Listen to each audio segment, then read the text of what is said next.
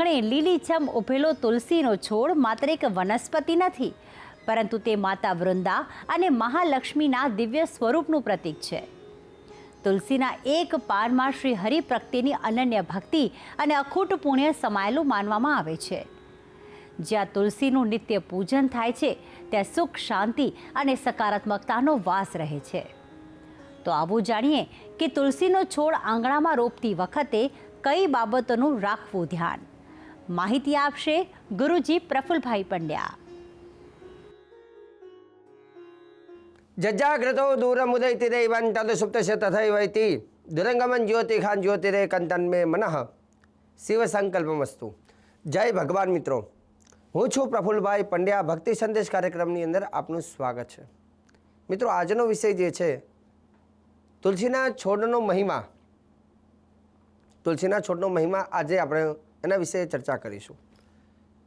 કેમ કે ઘણા લોકો કહેતા હોય છે કે શાસ્ત્રીજી, અમારા ઘરમાં તુલસી બળી જાય છે, અમારા ઘરમાં તુલસી રહેતા નથી, અમારા ઘરની અંદર અમારે તુલસી વાવવા હોય તો ક્યારે વાવવા.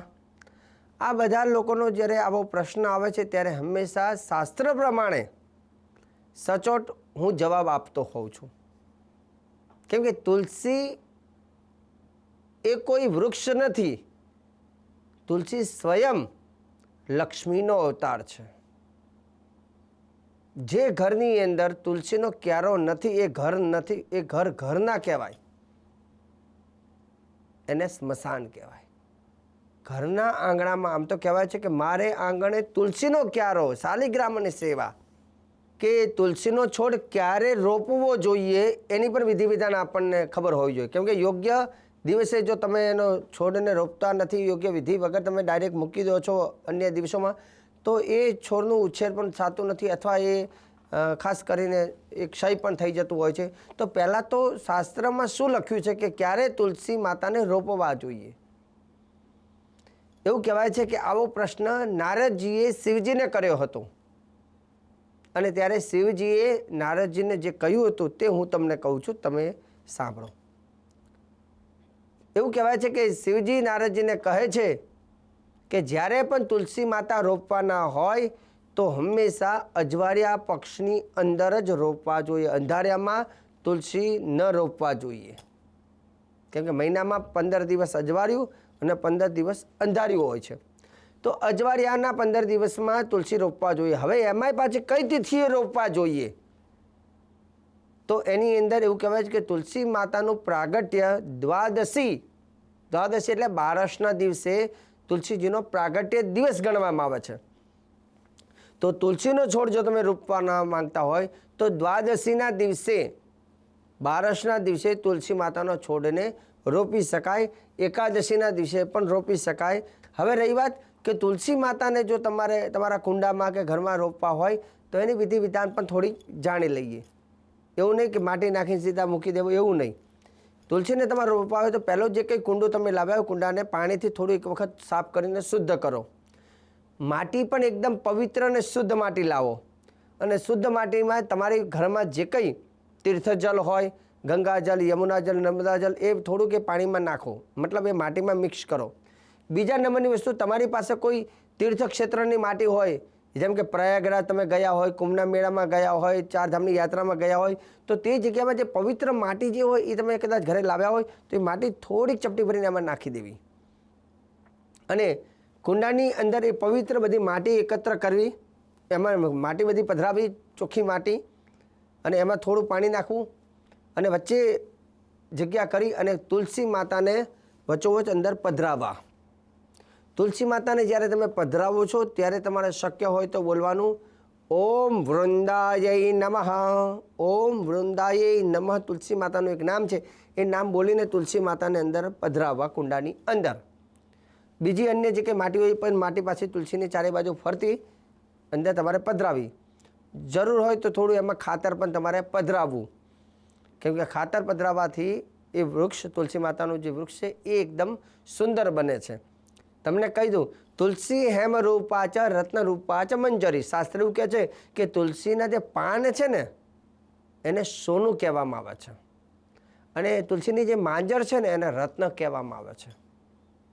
ઘણી વખત આપણે તિરુપતિ બાલાજી જતા હોય, ઘણા લોકો સોનાનું દાન કરતા હોય ત્યાં, પણ કોઈ વ્યક્તિની પરિસ્થિતિ નબળી છે, સોનું નથી, તો એ તુલસીનું પાન ખાલી ભગવાનને અર્પણ કરે તો સોના સમાન પુણ્ય મળે છે. એટલે રોજે રોજ એક તુલસીનું પાન, તમે ઘરમાં શાલિગ્રામ હોય તો તુલસીનું પાન રોજ એ તોડીને શાલિગ્રામની ઉપર અને શંખની ઉપર તમારે મૂકવું જોઈએ. ક્યારે ઘરમાં શંખ અને શાલિગ્રામ હોય તો એમને તુલસીજીથી નોખા ન રાખવા જોઈએ. મતલબ એક પાન તમારા શાલિગ્રામની ઉપર, એક તુલસી માતા ઉપર ચોક્કસ હંમેશા મૂકી રાખવું જોઈએ. અને જ્યારે નવું પાન મૂકો છો તે વખતે જૂનું પાનને લઈને તરત જ નવું પાન તમારે મૂકવાનું હોય છે. પણ સવારે તમે તુલસીનું પાન મૂક્યું પછી રાત્રે તમે પાન ઉતારી લીધા, આખી રાત તુલસી પાન વગર ભગવાન રહ્યા અને બીજા દિવસે નવા ચડાવો, આવી ભૂલ પણ ના કરતા. રહી વાત હવે તુલસી માતાને તમે નિત્ય પૂજા કરવા માગતા હોય તો તુલસી પૂજાનો પણ એક વસ્તુ તમારે યાદ રાખવાની, તુલસી પૂજા કઈ રીતે કરવી. તુલસી પૂજા કરતાં પહેલાં એવું કહેવાય છે કે તમે જ્યારે તુલસી માતાની સામે તમે હોવ તો તમારી સામે તુલસી હોય ને તુલસીની પાછળ પૂર્વ દિશા હોય એ દિશામાં તમારે બેસીને પૂજા કરવી. અથવા તમારી સામે તુલસી માતા એની પાછળ ઉત્તર દિશા આવતી હોય તો એ રીતે, જેને પૂર્વાભિમુખ અને ઉત્તરાભિમુખ કહેવામાં આવે છે.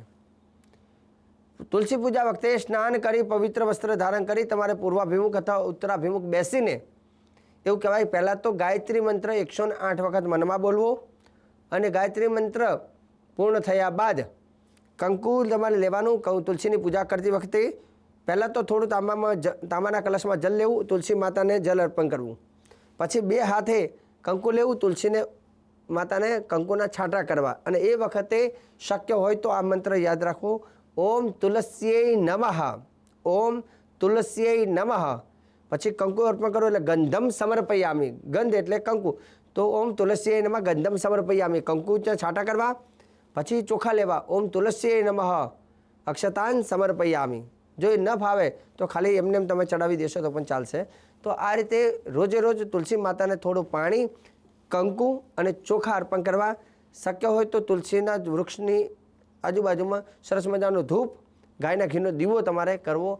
આ નિત્ય તમે તુલસી પૂજામાં આ ક્રમ તમે કરશો તો એ તુલસીની અંદર એવું કહેવાય છે એક એનર્જી આવે છે ને, એ તુલસીનું વૃક્ષ ક્યારેય સુકાશે નહીં.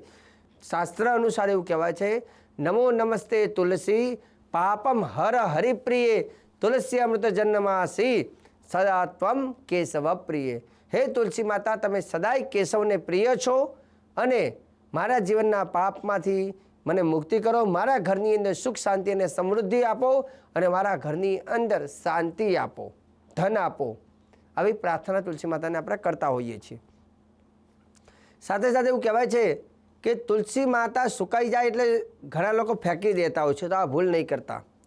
જો તુલસી સુકાઈ જાય તો તુલસીના કાષ્ટનો એટલો મહિમા છે કે તુલસીને લાકડું જે હોય, તમે કોઈ પણ ભગવાનને એક દીવો અર્પણ કરતા હોય અને એક બાજુ બીજો દીવો અર્પણ કરતા હોય તો એ તુલસીના લાકડાથી એક દીવામાં પ્રગટાઈ અને બીજો દીવો તમે પ્રગટાવો છો તો 1000 દીવા કરવાનું ફળ તમને પ્રાપ્ત થાય છે.